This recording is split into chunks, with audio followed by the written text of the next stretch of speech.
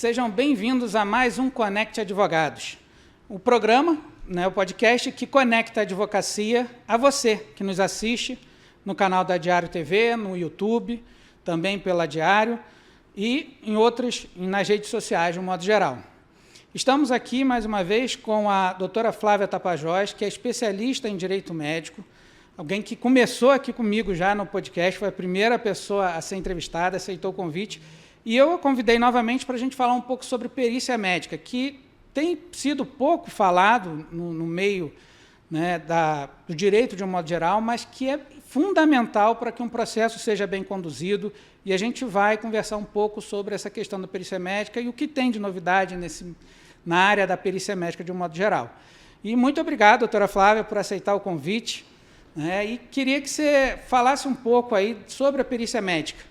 A doutora Flávia Tapajós é advogada, especialista em Direito Médico, é formada aqui na Faculdade de Teresópolis, na Universidade, na FESO, tem várias pós-graduações, acho que uma vez ela me falou, acho que tem 11 ou 12 pós-graduações já, e trabalha há muitos anos com Direito Médico, trabalhou no serviço público, também tem o seu escritório de advocacia voltado para essa área.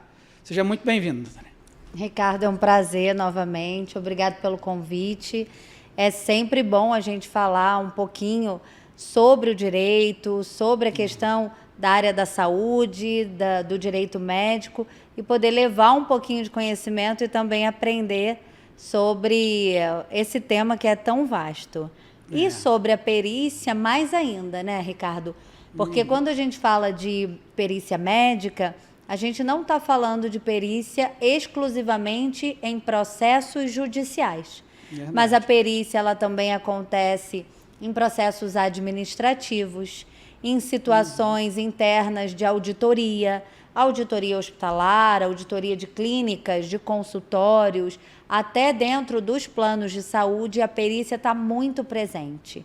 E hoje a perícia ela é um instrumento que não é utilizado exclusivamente pelo magistrado para que ele possa tirar uma dúvida ou não sobre um caso que ele não tem uma expertise no assunto, que não é profundo o conhecimento dele, mas também para os profissionais do direito, para que a gente, eu chamo de perícia de viabilidade, que é aquela perícia que você verifica se as informações que foram prestadas e a documentação que você colheu, se ela é suficiente para entrar com o processo judicial, se aquela demanda é uma demanda aventureira, se aquele processo tem um fundamento. E eu acho que a gente que está na advocacia, a gente busca sempre um bom resultado. Então, eu acho que a perícia hoje auxilia muito o nosso trabalho. Verdade. E muitas vezes a gente acaba, não quem é especialista e tudo, mas muitas vezes o advogado generalista, vamos dizer assim, muitas vezes ele acha que basta entrar com a documentação que tem e que o perito no processo vai resolver, e muitas vezes não, porque ele não teve essa viabilidade e às vezes acaba sendo aventureiro mesmo. E aí, entrando um pouco sobre esse ponto mesmo, qual é o papel realmente da perícia médica nos processos judiciais, no modo geral? Quando eu falo dessa perícia de viabilidade, vamos supor, digamos que chegue um cliente no seu consultório alegando que em uma determinada situação ele acredita que houve um erro médico, que é um termo que a gente não usa mais nos processos judiciais, mas para os leigos, vamos falar, um erro no procedimento, que alguma coisa deu errado naquela condição dela de saúde. Seja um erro de diagnóstico, seja um erro de administração de medicamento ou do próprio tratamento. Então, o juiz vai se valer da perícia judicial para verificar, tanto numa perícia direta, que é aquela em que é feito um exame clínico, como na perícia indireta, em que o perito vai avaliar documentalmente o que foi apresentado. Então, digamos que chegue uma pessoa no seu escritório alegando que algo assim possa ter acontecido. Com base nas informações que ela prestou e na documentação, você pode procurar um perito médico para que ele avalie e fale, olha, realmente aqui, nessa situação deveria ter sido feito isso e não isso. Porque quando o erro é muito grosseiro, a gente acaba observando. Mas quando ele é muito sutil, às vezes você precisa de um perito para que ele faça essa avaliação. Então, eu vou até dar um exemplo. Assim, eu tive uma situação, uma cliente, ela chegou no escritório, tinha acabado de sair da UPA e uma médica, uma profissional na UPA falou que ela tinha acabado de sofrer um aborto. Ela, durante a madrugada, passou mal, foi ao banheiro e caiu algo no vaso. Ela pegou aquilo que caiu no vaso, colocou num potinho, foi para a UPA, fez alguns exames e os exames dela para a gestação, os exames, os hormônios da gestação e todos esses estavam negativos.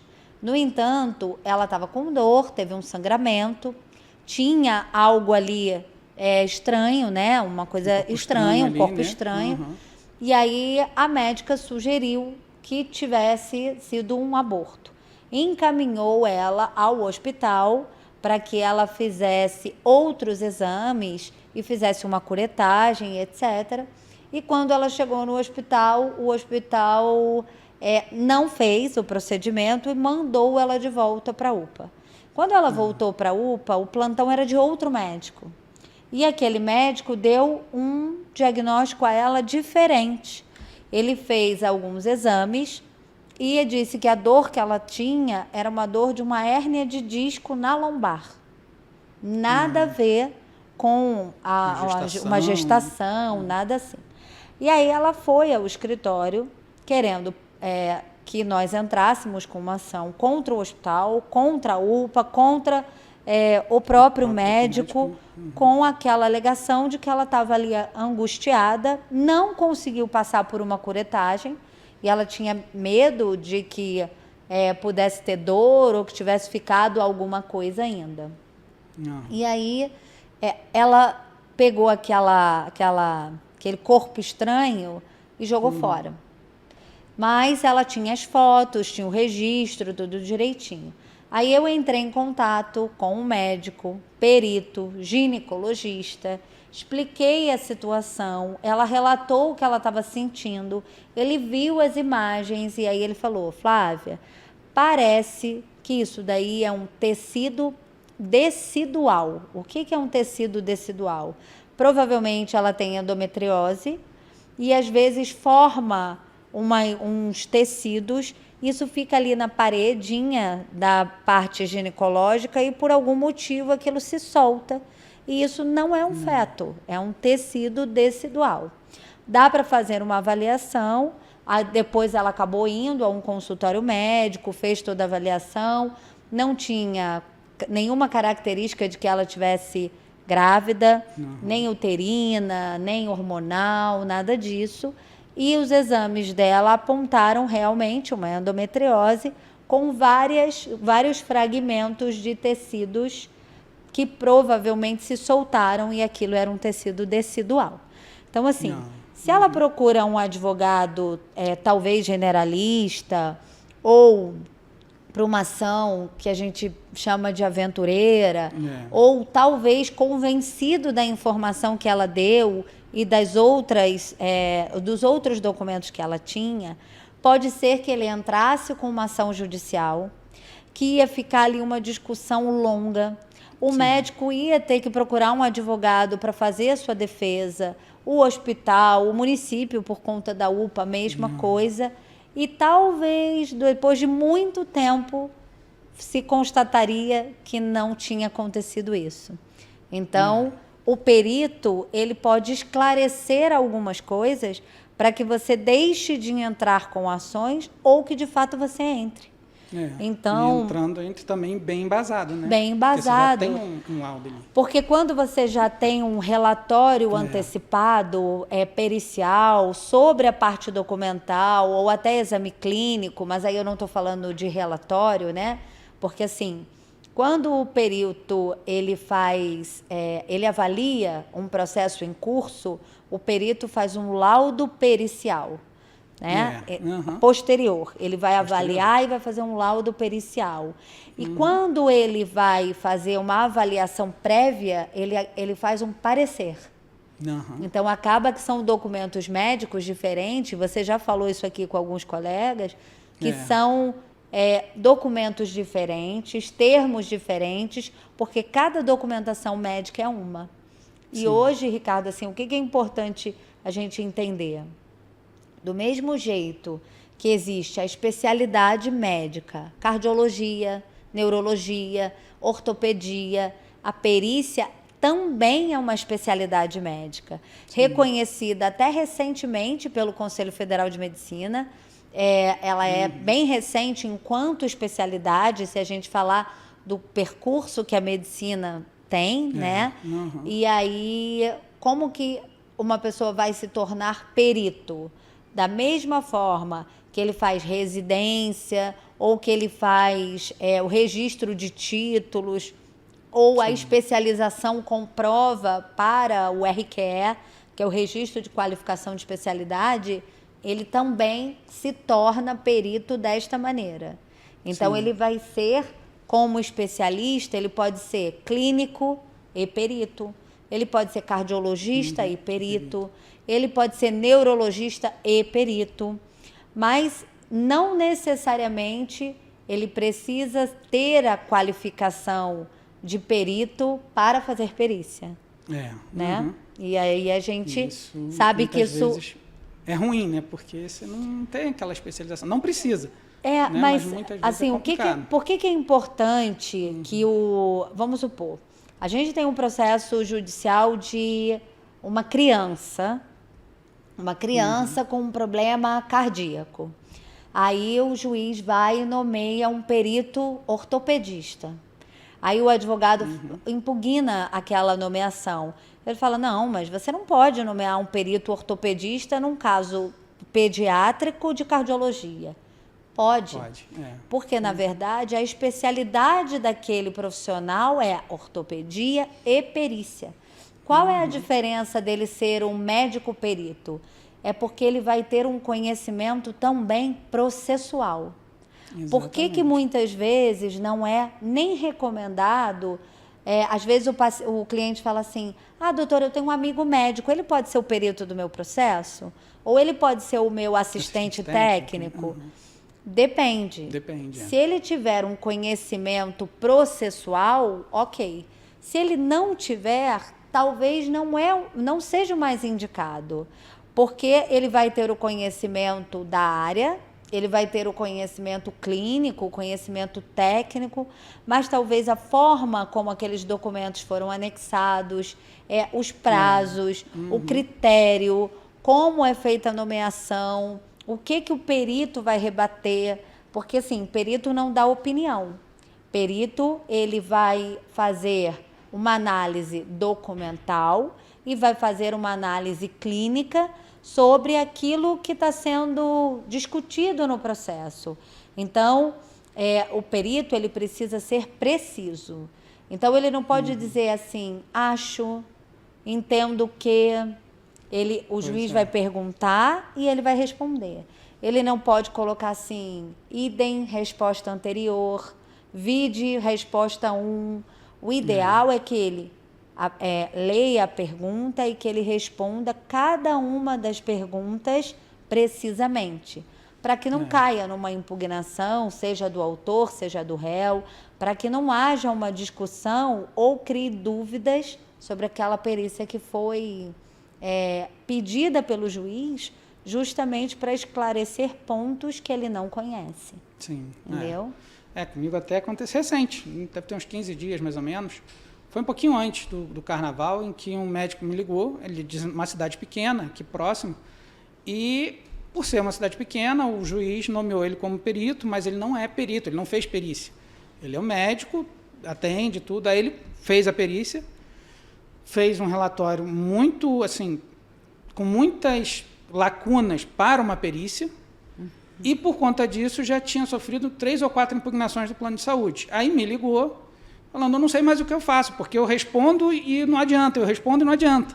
Aí, quando eu pedi para ele mandar a documentação, vi realmente, assim, a própria questão dos quesitos. Ele só respondia, vi de item tal, vi de item tal.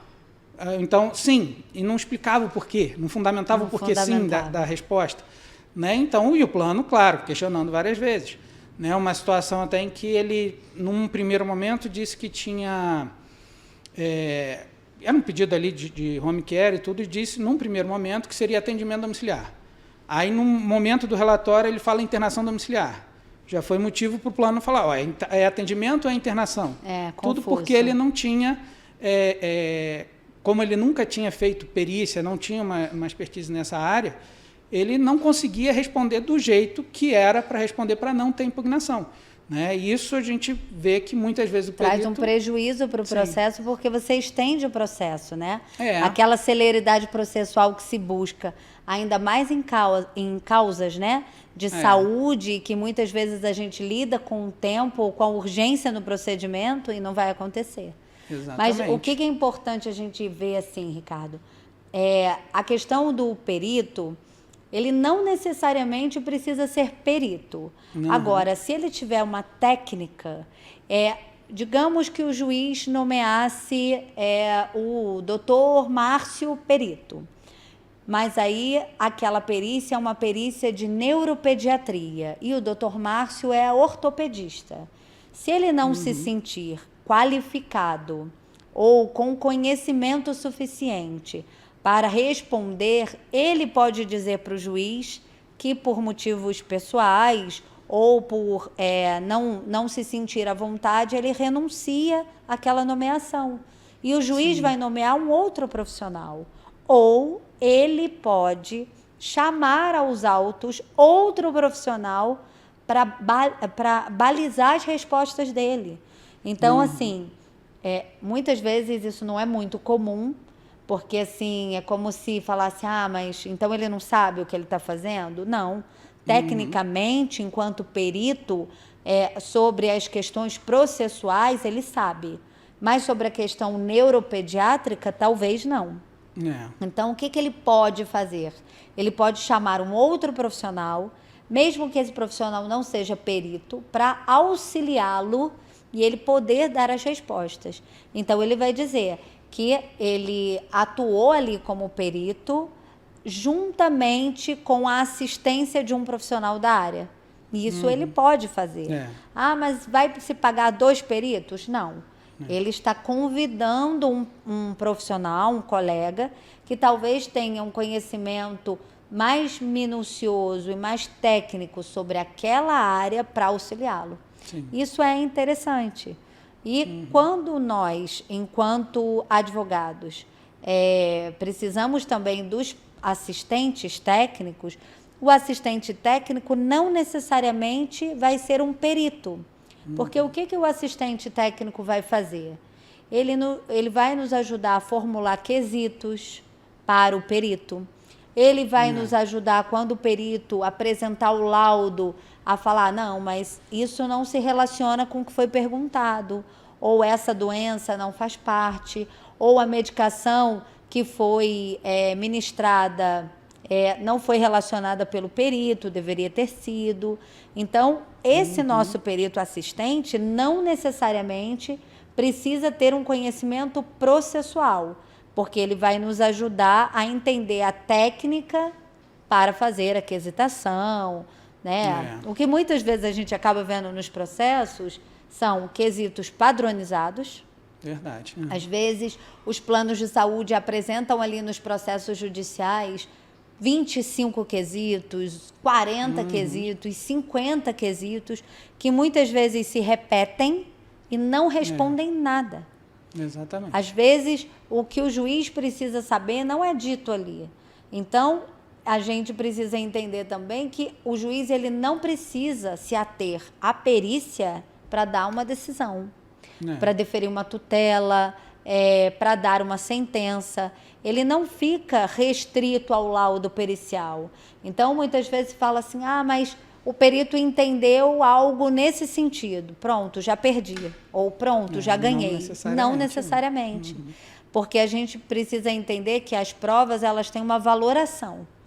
Então, quanto aquela prova pericial foi valorada pelo magistrado, porque ele não vai contar só com aquela prova.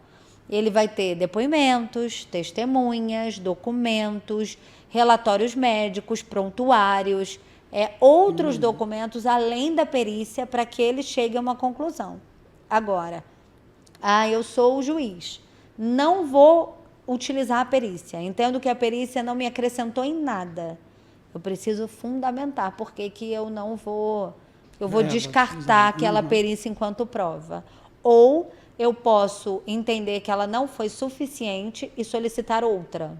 Sim. Uma perícia complementar, que pode ser com outro profissional ou não. Então, quando eu falo muitas vezes, nessa área com o cliente, eu falo, o juiz é leigo. Nossa, doutora, mas ele é juiz e ele é leigo? Não. Ele é leigo no quesito médico. Ele é leigo no quesito técnico da clínica, do procedimento médico. Então, ele não conhece. Ele é técnico na área jurídica, na lei, em um monte de outras coisas, mas não relacionada à parte médica. É por isso que, muitas vezes, ele se vale da perícia para esclarecer algum ponto que ele entende que não foi claro. Que acontece muito com doenças raras, com medicamento de alto custo, com pacientes oncológicos, com crianças, com idosos, com doenças terminais, com home care. Então, o juiz vai se valer daquela perícia.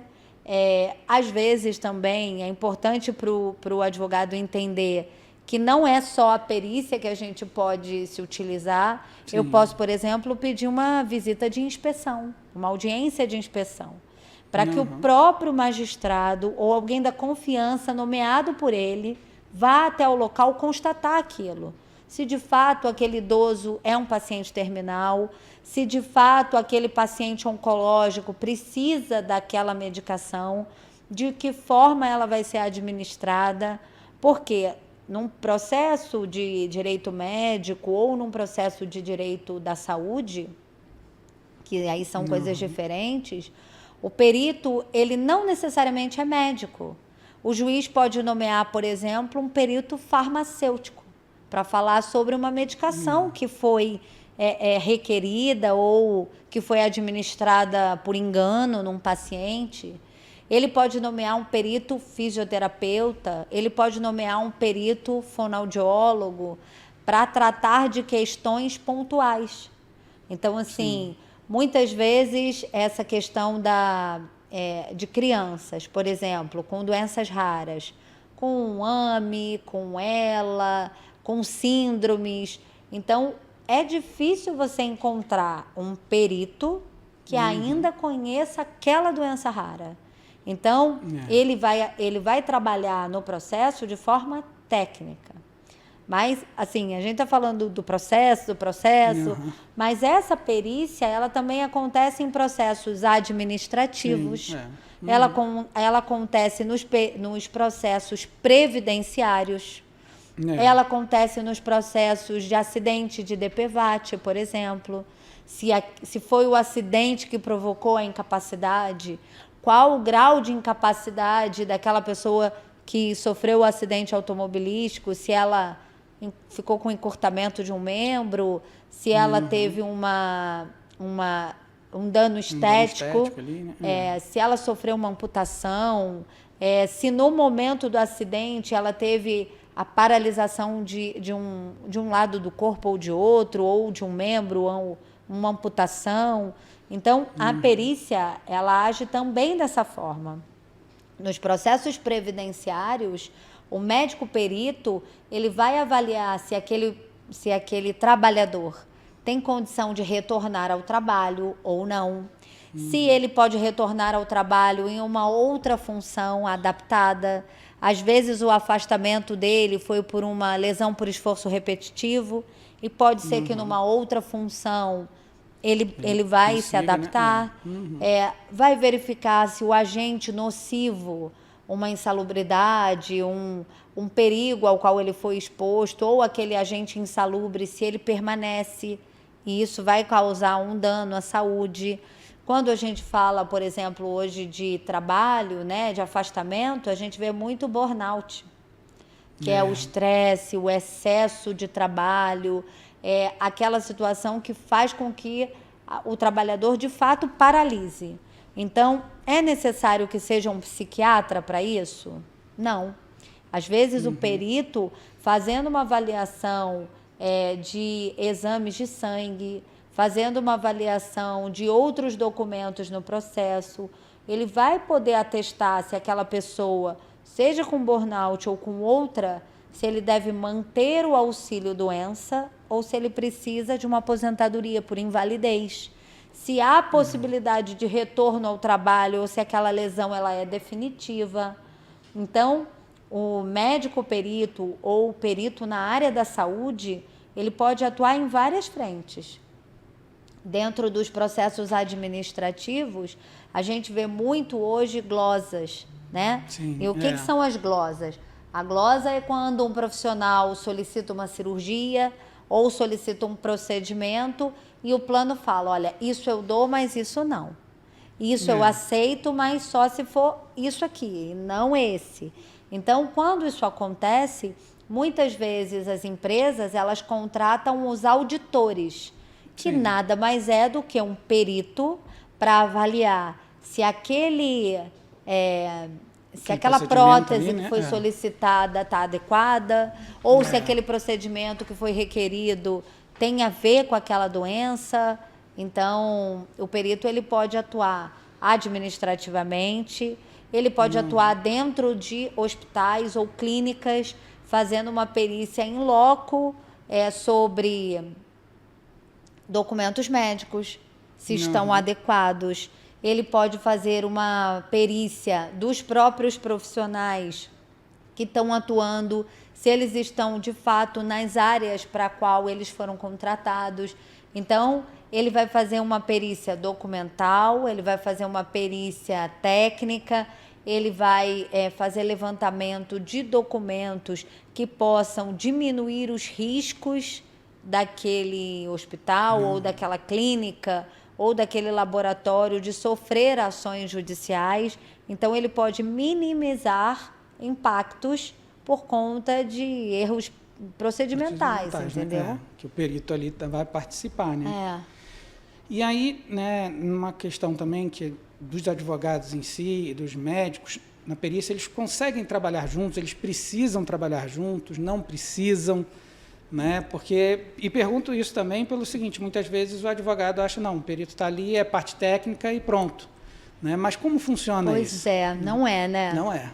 Aí eu acho que, assim, o nosso papel enquanto advogado é fazer o melhor pelo nosso cliente. Sim. Se ele é o autor, a gente vai querer conseguir aquilo que ele está pedindo. Se ele é o réu, a gente vai defender para aquilo que está sendo requerido não ser provido, né? Não ser provido. Então, a gente precisa atuar junto. Se eu, enquanto advogada de um paciente com doença rara, entender que um perito pode me ajudar a explicar para o juiz o que eu não vou conseguir tecnicamente, a gente tem que trabalhar junto. Eu acho que essa ideia de que advogados e médicos estão ali num racha ou numa questão de egos, cada um numa área, eu acho que isso já passou. Hoje a gente vê que as profissões elas são multidisciplinares, elas são multi-integradas e que a gente depende uns dos outros. A gente vê que a gente, assim, eu sou bem tapadinha nessa questão de computador, informática, IA, tudo isso. Não é do nosso tempo, não. Pois é.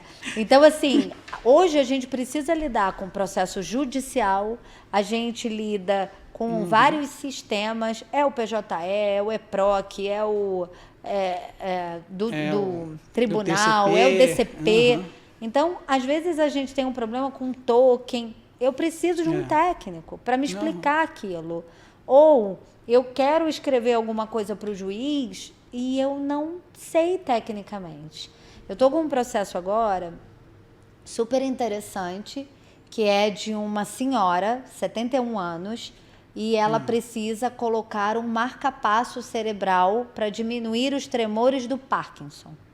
Eu já tinha estudado sobre isso, mas quando você vai fazer uma busca, se você botar marca-passo, ele acha, na maioria das vezes, marca-passos cardíacos.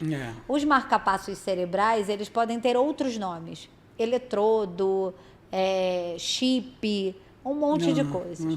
E ele pode ser bilateral ou ele pode ser unilateral. Né? Ele é implantado ou de um lado do cérebro ou de ambos. E aí, quem vai definir isso é o médico. A cliente ia fazer uma cirurgia unilateral em outubro. E agora ela precisa fazer uma cirurgia bilateral. O plano de saúde já tinha negado a primeira cirurgia. A segunda cirurgia ele negou novamente. Só que o que eu precisei entender com o médico? Ele falou, Flávia, se ela não fizer essa cirurgia agora, ela não pode mais fazer. Ela não tem outra chance. Mas eu falei, mas por quê? Ele falou, porque o exame dela, de ressonância magnética, é um exame que precisa ser realizado com sedação. E toda vez que você faz sedação num paciente com Parkinson, quando ele volta da anestesia, ele pode voltar diferente. Pior, né? E ele pode voltar pior. O que é o que a gente precisa, ou por que a gente indica a cirurgia do eletrodo ou do marca-passo cerebral? Quando aquele paciente, ele ainda tem sua função cognitiva preservada e a anestesia diminui a função cognitiva. Ela já fez 2 ressonâncias e essas ressonâncias têm validade de 6 meses. Ela não consegue passar por outra ressonância sem perder a capacidade cognitiva. E se ela perder, eu não coloco mais o marca-passo. Então, assim, eu, enquanto advogada, preciso entender isso para escrever e explicar para o juiz para que ele defira aquela tutela. Então, quando a gente, e é por isso a gente divide o especialista do não especialista, a gente vai buscar a técnica. A gente vai buscar o ponto fundamental para o deferimento ou para a negativa. Não adianta eu dizer, ela tem 72 anos, precisa de um marca-passo cerebral porque ela vai morrer. Ela não vai morrer. Ela vai piorar? Ela vai piorar. Mas eu preciso explicar para o juiz por que não. Porque ele vai falar, tá, eu não dou hoje, mas mês que vem ela faz. Não tem como. Pode aguardar. Porque não dá para aguardar. E isso pode acontecer para N coisas. Uma paciente, por exemplo, gestante, se ela não fizer uma morfológica, por exemplo, que é num prazo X de meses da gestação, depois ela não consegue mais fazer. Né? Ou se você não conseguir colher um líquor ali na medula num determinado período de uma leucemia ou de uma doença, depois você não vai mais conseguir colher. Então, essas técnicas, quem vai passar para nós, advogados, que conhecemos da lei, é o médico. Não somos nós. Né? Você sabe disso, que você também trabalha com isso. Não adianta um médico falar assim, o paciente precisa de internação domiciliar. Tá, doutor, mas com o quê? Com o quê? O que eu vou dizer para o juiz que ele precisa? Porque as pessoas acham que um home care, que a empresa ou a prefeitura ou o estado ou o plano de saúde vai chegar lá na casa do paciente e vai instalar um hospital. E não é isso. Não é isso. Por quê? Tem paciente que precisa de cama hospitalar, tem paciente que não precisa. Tem paciente que é restrito ao leito, que não vai precisar de cadeira de rodas, outros vão.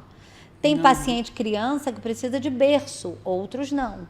Então, se o médico não direcionar os nossos pedidos, o juiz não tem como adivinhar. Exatamente. Se eu falo para você assim, Ricardo, vai na farmácia e compra uma fralda para mim? Tá, Flávia. Qual o tamanho? Qual o tamanho? Quantidade? É para criança ou é para adulto? Qual a quantidade? Você quer fralda calcinha ou você quer a fralda com fechamento, né? Com um elásticozinho, com lacre? Então, assim, Eu não tenho como pedir uma coisa em qualquer área.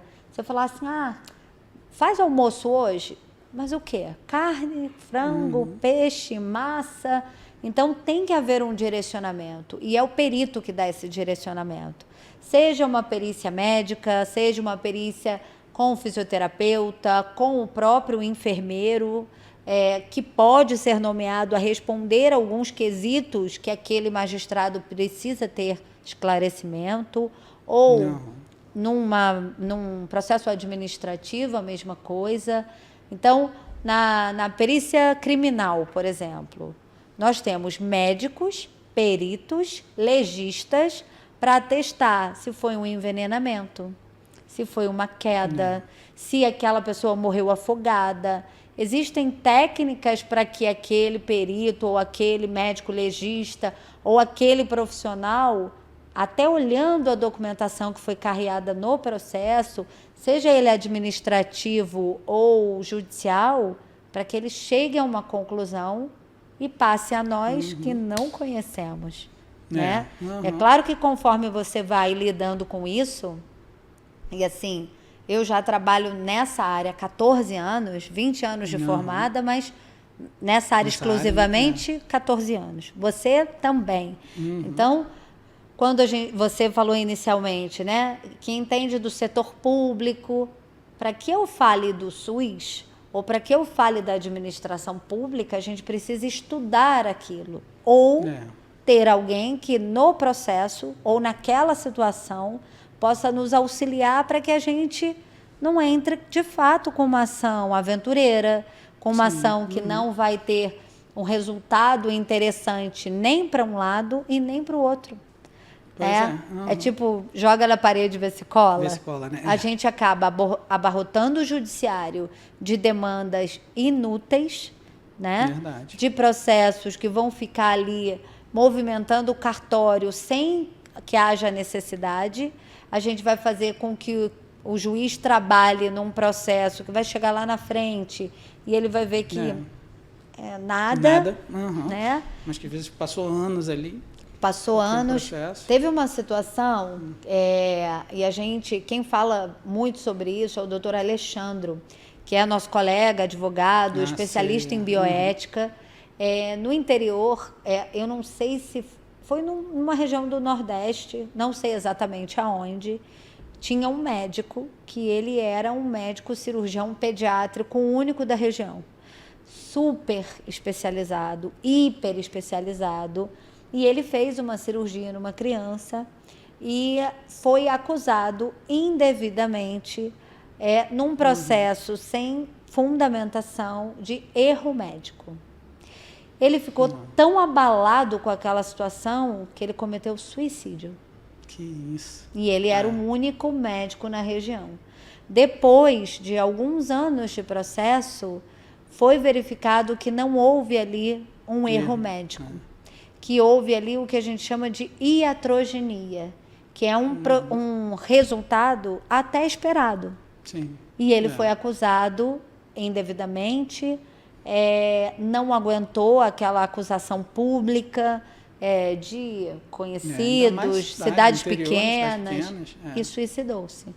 Então, assim, como que uma distribuição de um processo de qualquer jeito pode causar um constrangimento ao médico que vai ter que se defender de algo que não fez, ou pode levar o óbito de um paciente que precisava de fato de uma medicação que não lhe foi deferida porque o juiz não compreendeu os riscos de não ser.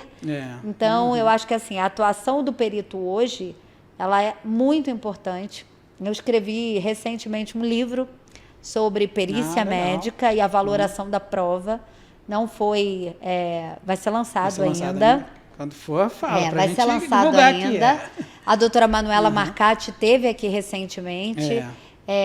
E a gente vai dar aulas juntas na Faculdade de Vassouras, numa pós-graduação de perícia médica. Então, direito médico e perícia médica, que é muito importante tanto para o advogado como para o profissional da área da saúde, para o médico, entender por que nós, advogados, precisamos de algumas informações e por que eles precisam entender um pouco da parte jurídica. Porque antes, o que eu vejo, Ricardo? O médico, ele era o todo-poderoso, que ninguém discutia o conhecimento dele. Ele virava padrinho de casamento, padrinho do filho, ele almoçava no final de semana na casa do cliente. E hoje, isso já não é tão assim. Você vai num médico, não gostou daquele atendimento, você vai para outro. Não tem um relacionamento. Você não fideliza aquele contato, entendeu? Então, se o médico entender que as ações judiciais contra médicos, elas cresceram uma barbaridade, e que ele conhecer um pouco da parte jurídica, para tomar cuidado com os documentos médicos, para tomar cuidado com a própria atuação, ou como isso pode fazer um diferencial na carreira dele, isso é importante, né? Muito importante isso, e precisa, né? E até nessa questão dos médicos, que a gente também vê muitas vezes, né, na questão dos documentos e tudo, por exemplo, até para uma ação em que você pega do médico um relatório médico que tecnicamente ele sabe olhar aquilo ali e entender o que ele está querendo e tudo mais, mas o advogado não vai saber, o juiz, principalmente, que é quem tem que definir, não vai saber, e pode causar problemas para o paciente dele, exatamente por ele não por ele não ter esse conhecimento jurídico, vamos dizer assim, para saber o que realmente precisa para o juiz. Né? E a gente vê muitos casos assim, ou até que faça entender de uma forma e quando chega na perícia judicial é outra maneira. Até as prescrições mesmo, né? O Conselho Federal de Medicina já tem ali na parte do Código de Ética e outras disposições que o médico ele precisa ser claro, que a letra precisa ser legível, que os termos de consentimento livre esclarecidos, né? O termo de consentimento informado. Não basta que eu chegue na véspera da cirurgia e entregue para você um papel com uma letrinha tamanho 8 e fale, olha, assina, por favor, para o médico. Ou às vezes acontece na hora da cirurgia. Na ali, hora né? da cirurgia. Já está internado. Pois é. Por quê? Se ele é um termo de consentimento livre informado ou livre esclarecido, eu tenho que entender de fato o que está ali. Então, hoje, as decisões judiciais já entendem que termos genéricos não servem, eles são nulos para aquela informação processual, ele não serve para o processo. Muitas vezes, o que contém ali, o que está escrito ali, o paciente é analfabeto, ou ele é cego, ou ele não tem o conhecimento dos termos médicos. Ali, né? Então, assim, quem tem que apresentar o termo de consentimento ao paciente é o médico, é quem o examinou, é quem o tratou, é quem vai fazer o procedimento. Não é a secretária, não é o maqueiro, não é a enfermeira ali, não é pelo WhatsApp. Então, assim, essas informações, inclusive nos processos. Os próprios peritos, quando eles vão fazer avaliações de supostos erros médicos, vamos chamar assim, e outras situações, ele vai verificar, tem termo de consentimento? Houve um contrato de prestação de serviço? Quem assinou esses documentos? De que forma esse documento foi recebido pelo paciente? Foi entregue ali na hora da cirurgia, quando ele já estava até anestesiado? Ou de que forma que isso foi feito? Então, o conhecimento do perito dessa parte processual, do que é um contrato, do que é um termo, o que é um prontuário médico, o que contém um prontuário médico, é importante, porque se ele entender a cadeia de informações e como elas acontecem dentro de um processo, seja ele administrativo ou judicial, vai fazer diferença. Sim. E é isso que pode levar ao deferimento ou não de um pedido. Exatamente. E faz bastante diferença. Muita. A gente precisa muito que eles entendam dessa forma, né? Infelizmente, nosso tempo se esgotou. Se deixasse, ficaria aqui. Eu falei, tem muito assunto sobre perícia, muito né? assunto, Muito. E o tempo esgotou e ainda tinha perguntas aqui para fazer, então vamos ter que marcar outro dia. Com certeza. Lembrando também, Ricardo, que assim, para os médicos que tiverem interesse em atuar como peritos, eles podem fazer, tem vários cursos de perícia. Fazendo esses cursos de perícia, ele pode se cadastrar no tribunal. Então, ele vai se cadastrar no Tribunal de Justiça. Os juízes, eles têm uma lista de peritos e suas especialidades. Então, assim, ele é o cardiologista, o pediatra, o clínico, o cirurgião. Então, dentro de determinada situação, ele vai escolher aquele perito que ele acha que atende melhor ao que ele está precisando. E isso vai muito pela qualificação técnica do profissional e não necessariamente apenas pela especialidade perícia. Verdade. E hoje é uma área bem rentável, né? Bem rentável. Para o médico, a gente fala em alguns processos de medicamentos de alto custo, de home care, de internações em torno de 7 a 15 mil, 20 mil. Então, assim, quando os processos não têm gratuidade, né? Porque quando é um processo com gratuidade de justiça e as duas partes, né? Ou as partes são hipossuficientes, o perito ele vai receber um valor do tribunal, que é um incentivo ao trabalho, mas que também não é assim, não é maravilhoso desse jeito, mas também não é ruim, e dependendo do número de demandas, é um valor significativo, né? Para aquele profissional que talvez está começando numa carreira médica, ou que já está se aposentando e não está mais atendendo no hospital ou no consultório, no pronto-socorro. É bem interessante conhecer área, né? A perícia. É interessante. E assim, nós precisamos muito de peritos porque existe um número ainda muito pequeno. Muito pequeno para o crescimento que a gente está vendo de processos. Das demandas, né? Exatamente. É verdade. Mas muito obrigado por ter aceito o convite, ter nos ensinado muito aí sobre perícia médica.